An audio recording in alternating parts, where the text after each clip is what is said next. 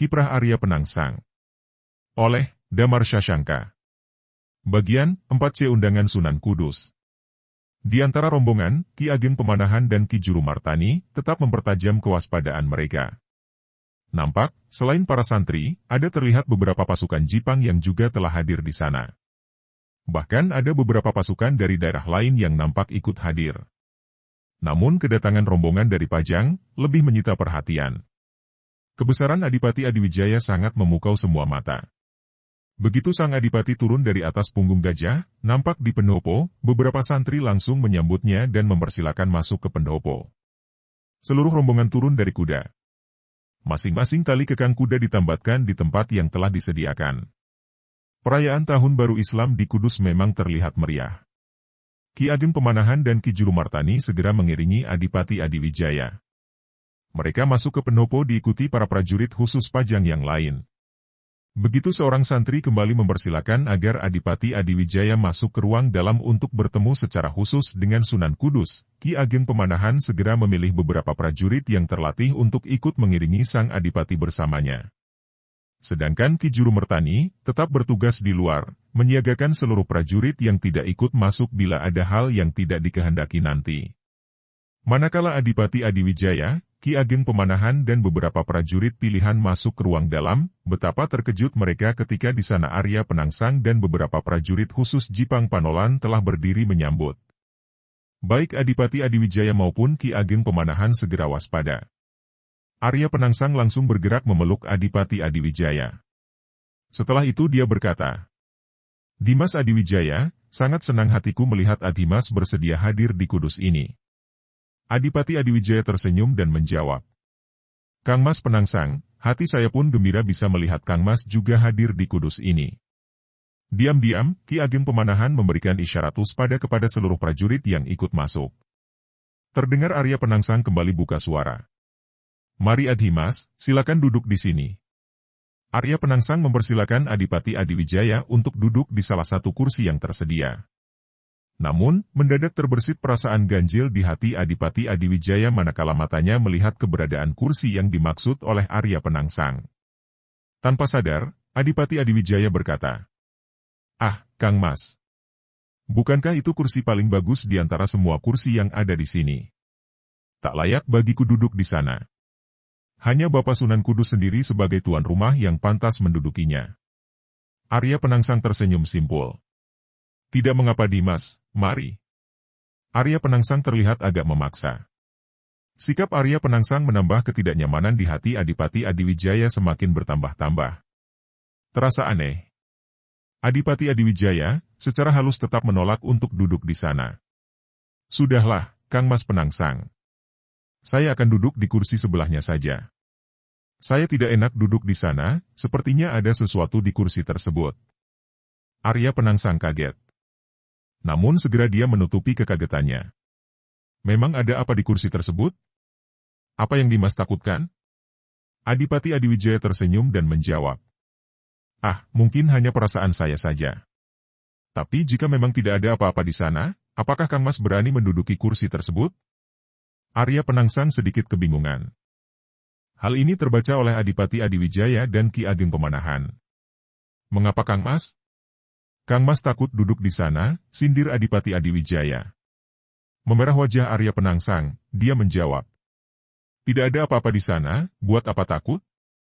Dan dengan pongahnya Arya Penangsang langsung berjalan ke arah kursi tersebut dan langsung duduk di atasnya.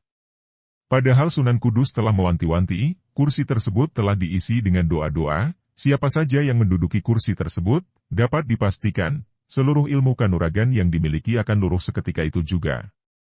Sampai saat ini, kursi bersejarah ini masih tersimpan di Kudus, Damar Syasangka.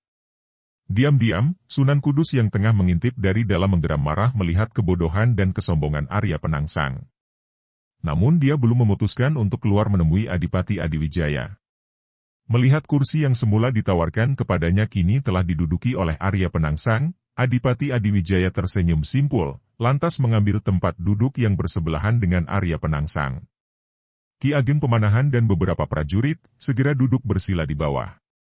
Setelah berbasa-basi sejenak, Adipati Adiwijaya menyengaja berkata demikian. "Oh ya Kang Mas, saya jadi ingat. Beberapa bulan yang lalu, Pajang kemasukan para pembunuh bayaran. Nyawa saya yang diincar. Tapi syukurlah, Hyang Widi masih memberikan keselamatan kepada saya. Sengaja Adipati Adiwijaya menggantung kalimatnya untuk melihat reaksi Arya Penangsang. Sedikit gugup Arya Penangsang, tapi berpura-pura dia kaget. Benarkah? Ah, berani sekali.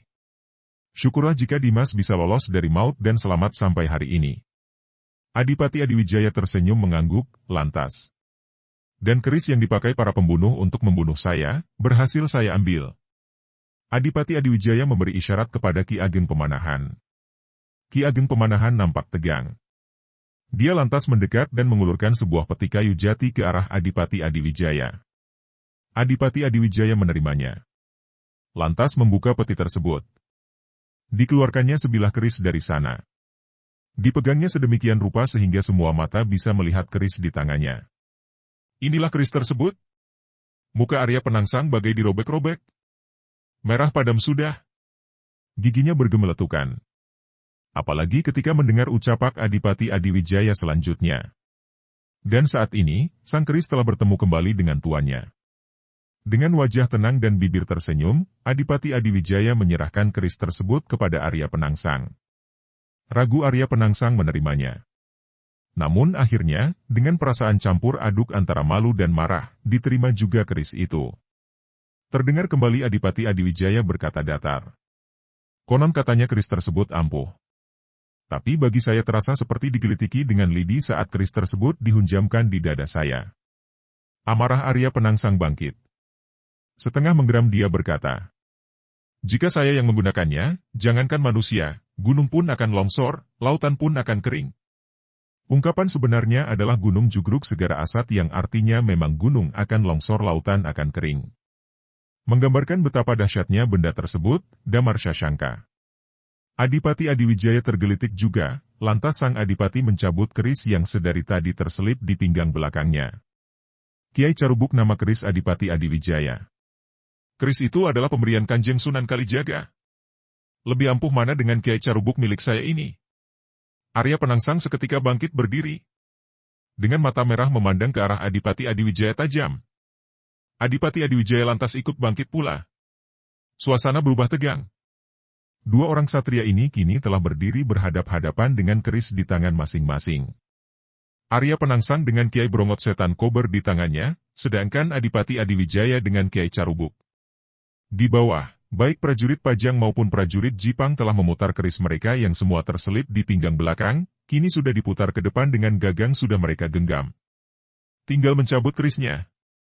Kedua pasukan khusus ini sudah siap tempur juga. Dua kekuatan tangguh, Jipang dan Pajang, kini sudah berhadap-hadapan. 23 Maret 2010, by Damar Shashanka.